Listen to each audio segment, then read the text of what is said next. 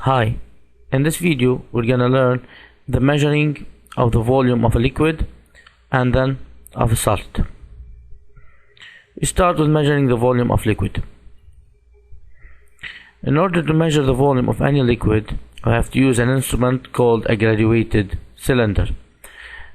This cylinder can show us the volume of the liquid according to the level. For example, if I want to measure the volume of a certain liquid, let's say water, I have to fill the container with the liquid to the level which I want.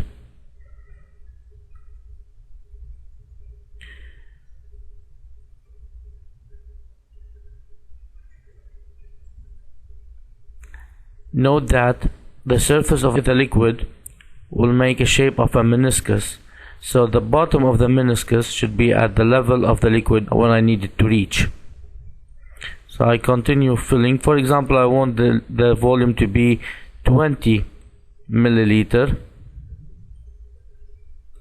So when the bottom of the meniscus reaches the 20, I should stop. So in order to read the measurement, I should look at the bottom of the meniscus in a way that my line of sight should be perpendicular to the cylinder, and avoiding parallax error is necessary. So I shouldn't look at an angle, I should be looking along the surface of the liquid, not making any angle with it, otherwise my measurement will be wrong.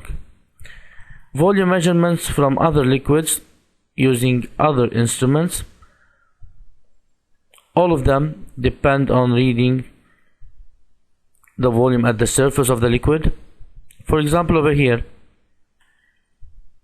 the first measurement is 60, second one is 80. Of course the midpoint will be 70 between them, so I have to count the dashes from 60 to 70. 1, 2, 3, 4, 5 dashes will be corresponding for 70 minus 60, which is 10 milliliters. So since we have 5 divisions for 10 milliliters, 70 milliliters minus 60 milliliters is 10. These 10 milliliters are represented by 5 divisions. So each one division will represent 10 milliliters divided by 5 divisions, or centimeter, or small dashes, millimeter.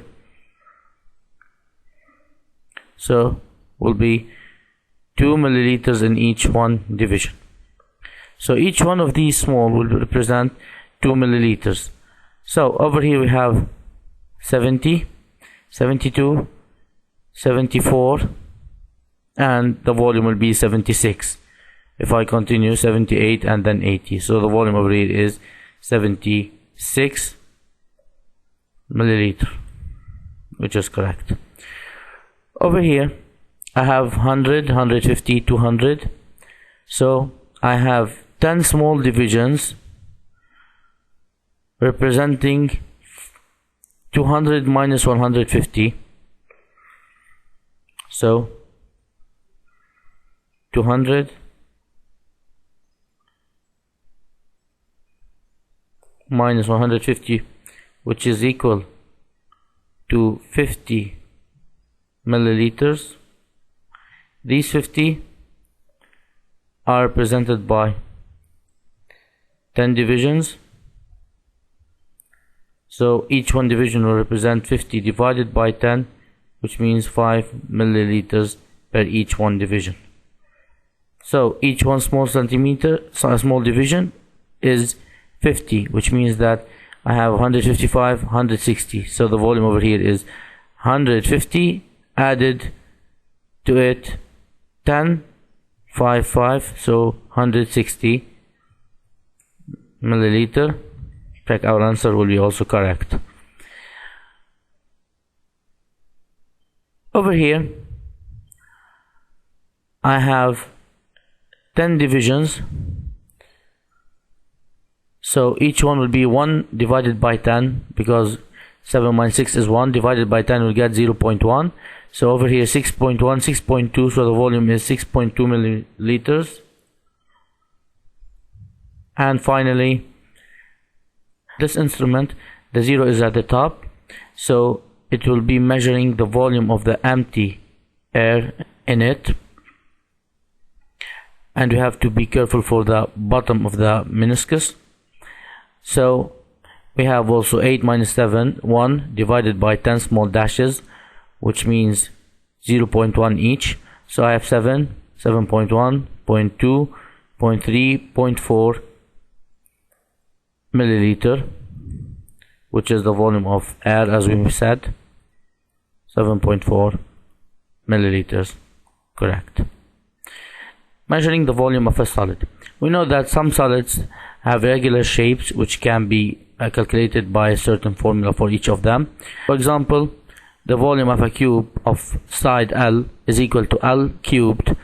Volume of a rectangular prism is width multiplied by the length multiplied by the height. Sphere 4/3 pi r cubed. Cylinder of radius r and height h is pi r squared h. And for example, a cone of radius r and height h, v will be equal to 1/3 pi r squared h. Other objects which are irregular and they don't have a specific geometrical shape will be found using a graduated cylinder full of liquid. We have to find the initial volume of the liquid before immersing the solid in it, and then the final volume which the liquid will have after immersing the solid inside it, and the difference or the change in the volume before and after immersing the solid will be its volume. In this case, if we check the bottom of the meniscus, it will be exactly at 80 milliliter. So we call this the first volume, or the initial volume of the liquid before immersing the solid. V1 is equal to 80 milliliters. The second volume will be after immersing the solid inside the liquid.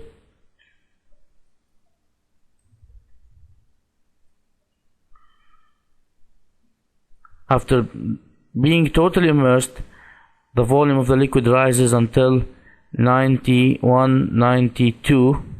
So the second volume is V2 is equal to 92 milliliters. So the volume of our solid will be the difference of the two volumes, which means V2 minus V1 is equal 92 milliliters minus 80 milliliters, which is equal to 12 milliliters. So the volume will be 12 of the solid, which is correct. So in this video we learned how to find the volume of liquid and how to use convenient instruments to measure the volume, and then we use the graduated cylinder, which is used actually to measure the volume of a liquid in order to know the volume of a solid as a change in the volume of the liquid. Thank you for listening.